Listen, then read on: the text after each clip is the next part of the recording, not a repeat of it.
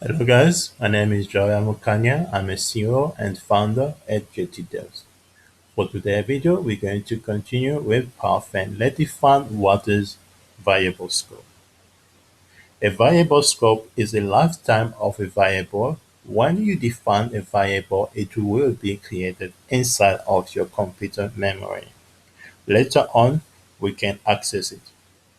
So let's look at some two examples on global variable and local variable. So what is a global variable? A global variable is a variable that we define it outside of function or any other block statement. So those block statements can be a statement, for loop, while loop, or any kind of loops. All right. So I'm going to create a variable. So this variable equals to 0. Then we create our function. So the function will have a name of addition. Then we pass two arguments. This will be num1 and num2. Then we're just going to say total equals to num1 plus num2. And then let's call our function. We say addition. Then we pass through argument. That will be 2 comma 4. Okay, 2 comma 4. So we're passing the first argument and then we're passing the second argument, you see. Then let's print out total. So now question before I run the program, the question I have for you, what do you think the result will be? Okay, so if you say that it will be 0, you're correct. Why? Because every time you need to pay attention, every time we make use of the equal sign, we're creating that particular variable. So we specify this variable to be global. Yeah, so meaning it's outside of this function. So it can be accessed anywhere within this file. Okay.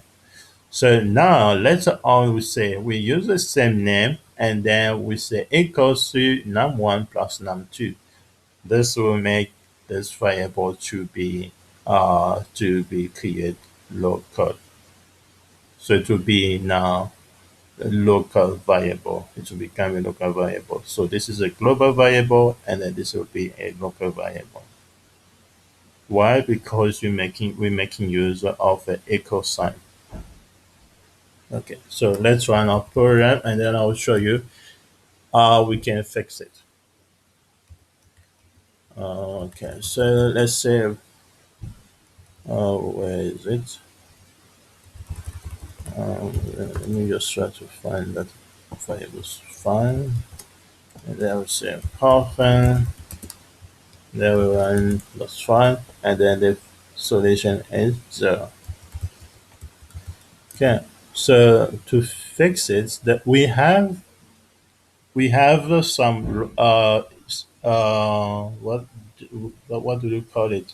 A built-in function. One of the built-in function, we have a bunch of built-in function, yeah.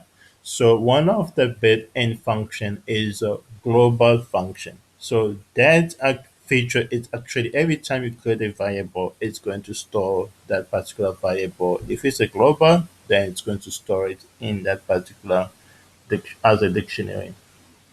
So let's have a look.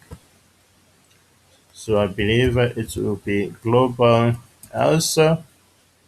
So you use global with an S. Then I believe it will have a function and then a square bracket. I used it a long time ago, so let me see if it's correct. And then since we say that it's going to store it as a dictionary, then we need to specify the value of this guy. So I think it should be something like this.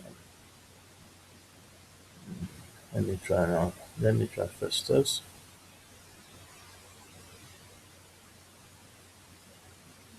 So it's a function. Then I need to make use of parentheses because it's a function. So it returns a dictionary containing the current scope of a global variable. You see. So only the variable that is in the scope of a global, then it can be stored in this function. But we can access it as a dictionary. It's going to store it as a dictionary. So now, okay. So now, once we do this, what does it mean? It means now that we are not creating a new total variable. We are not creating any variable. We actually pointing to this global variable. Okay. So now let me run it again if it's indeed going to modify the value of that. Or I need to make that function once again. Okay. So the value is changed. So it's no longer 6. It's no longer 0, it's 6. Okay. So let me change, let me give num2 maybe a value of 17. Let's see if it will work or not. Okay. So that's why I say that it's not going to create a new variable of total. It's no longer going to be local. It's say, oh, I already have this variable. So what we're going to do, we're just going to modify its existing value to a new value. So this is the value, and its existing value is for now is earlier was 0. So after we call our function, now it will go to the function and say, oh, look here. So we need to modify this value with the new value. Then that's why we were able to access the global variable. So now let's print out that particular function and see what other features do we have within it. So do this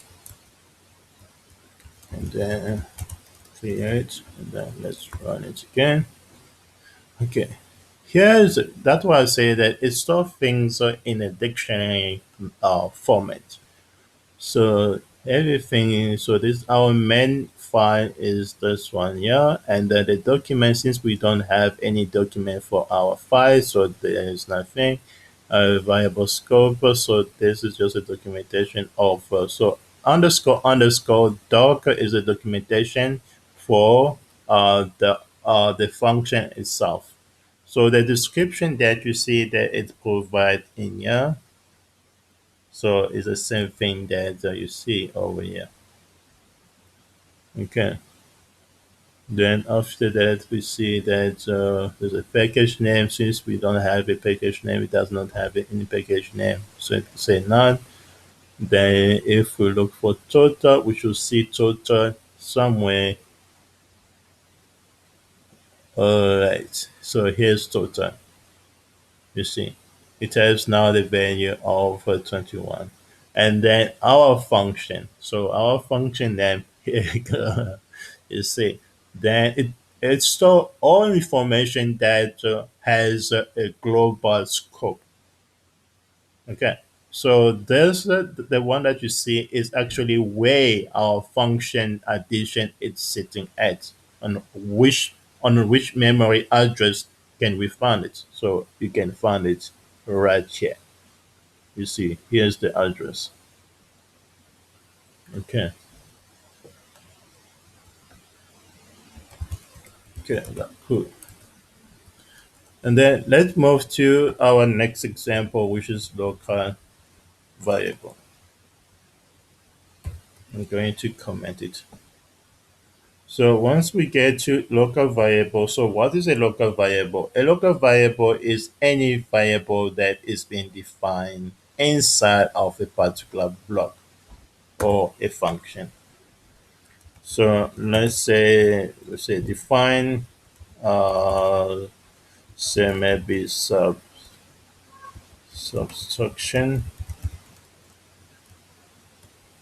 subtraction,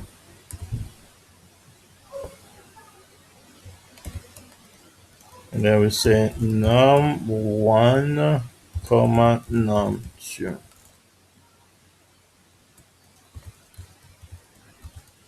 Then we say total, or maybe we say result equals to num1 minus num2. Okay. Now, since it's been defined locally, we should return it or we can print it out from here. Because if we try to access it outside, we're going to get an error. It say that this variable was not found because it's been deleted already or it's been removed from our memory. Let's say 9 minus 2. So let's try to print out result. Okay. So it seems like I have a warning. So it say result is not defined. So we say, oh, we are stubborn, so we still wanna try. Okay, when we run it and then we get an error.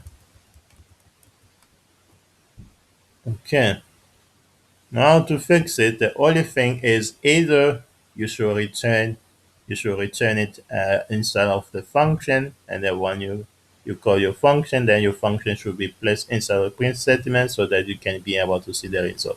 Otherwise, you make use of the print statement and then you say display result. Okay, now we don't need this print statement. We just have to call our function. So let's run it again. Then we got our results.